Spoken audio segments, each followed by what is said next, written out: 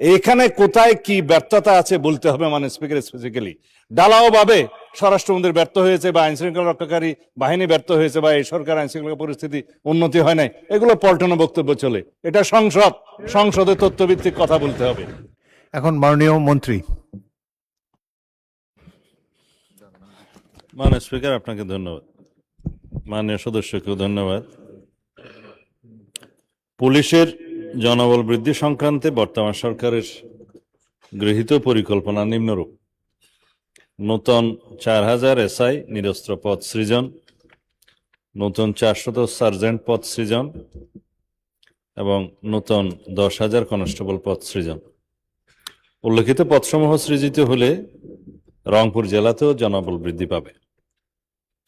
পুলিশের যানবাহন প্রদান সংক্রান্তে বর্তমান সরকারের গৃহীত পরিকল্পনা নিম্নরূপ: আগামী 5 বছরে পর্যায়ক্রমিক টেবল অফ অর্গানোগ্রাম অ্যান্ড ইকুইপমেন্টভুক্ত যানবাহন ও জলযানের ঘাটতি রাজস্ব বাজেটের মাধ্যমে ক্রয়পূর্বক পূরণ করা, যানবাহনের প্রকৃত প্রয়োজনীয়তা নির্ধারণ করার জন্য সম্ভাব্যতা যাচাইপূর্বক উন্নয়ন প্রকল্প গ্রহণের মাধ্যমে যানবাহনের ঘাটতি পূরণ করা, নবসৃষ্ট ইউনিট, জনবল এবং কাজের পরিধি বিবেচনায় টেবল অফ অর্গানোগ্রাম অ্যান্ড ইকুইপমেন্টসে যানবাহন ও জলযানের সংখ্যা বৃদ্ধি করা হবে।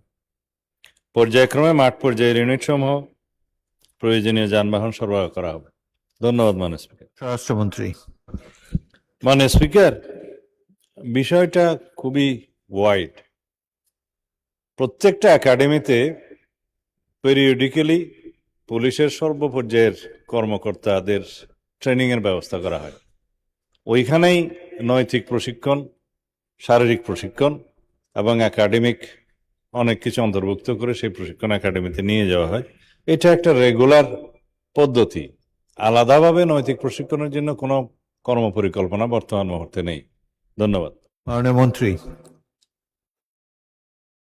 মাননীয় স্পিকার, এটা একটা খুবই গুরুত্বপূর্ণ প্রশ্ন। যদি মাননীয় সদস্য আমাকে একটা নোটিশ দেন, এ বিষয়ে মহান জাতীয় সংসদে আমরা সঠিক উত্তরটা দিতে পারবো। তবে আমি অস্ত্র উদ্ধারের বিষয়ে বলি। প্রতিনিয়ত আমরা যে অস্ত্র উদ্ধার অভিযান করছি তার মধ্যে লুট হওয়া কিছু কিছু অস্ত্র পাওয়া যাচ্ছে। নম্বর থাকে সেটা মিলিয়ে আমরা সংবাদ মাধ্যমেও বলি, প্রেস ব্রিফিংয়েও বলি যে লুট হওয়া অস্ত্র এটা পাওয়া গেছে। সেটা উদ্ধারের জন্য, লুট হওয়া অস্ত্র উদ্ধারের জন্য আলাদা একটা কমিটি করে দেয়া হয়েছে।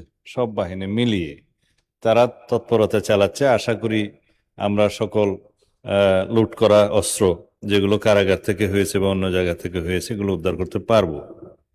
আর একটা বিষয় বলেছে দলীয় ভিত্তিক নিয়োগ, যেটা বিগত ফ্যাসিবাদী সরকারের সময় হয়েছে, সেই জন্য আমরা তদন্ত পরিচালনা করছি।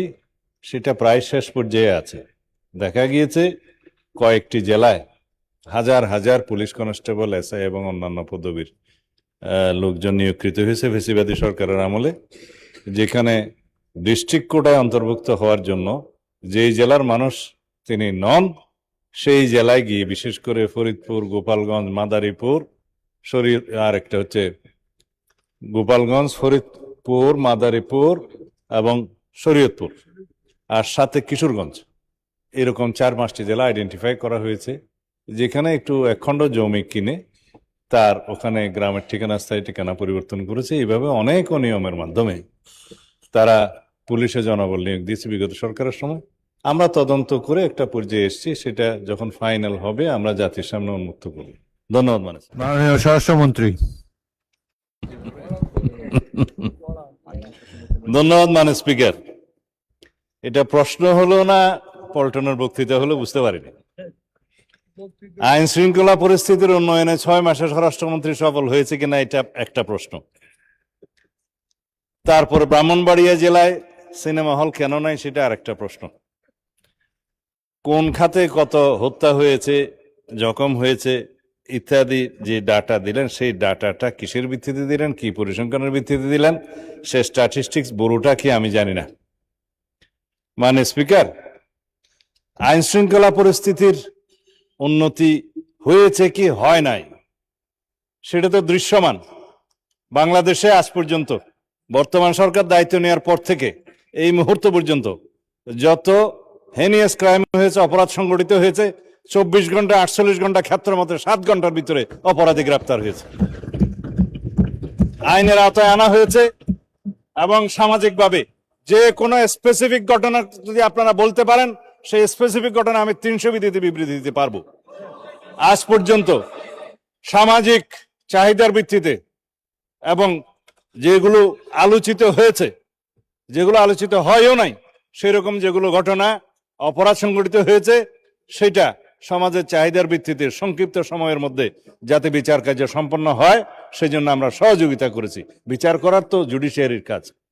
এইভাবে রামিসা থেকে শুরু করে রংপুরের ইদানিং 4টা যে হত্যা হলো সেই পর্যন্ত সমস্ত কিছু দ্রুততম সময়ের মধ্যে এই পুলিশ বাহিনী, আইন শৃঙ্খলা রক্ষাকারী বাহিনী গ্রেফতার করতে সক্ষম হয়েছে এবং আইনের আওতায় নিয়ে এসছে।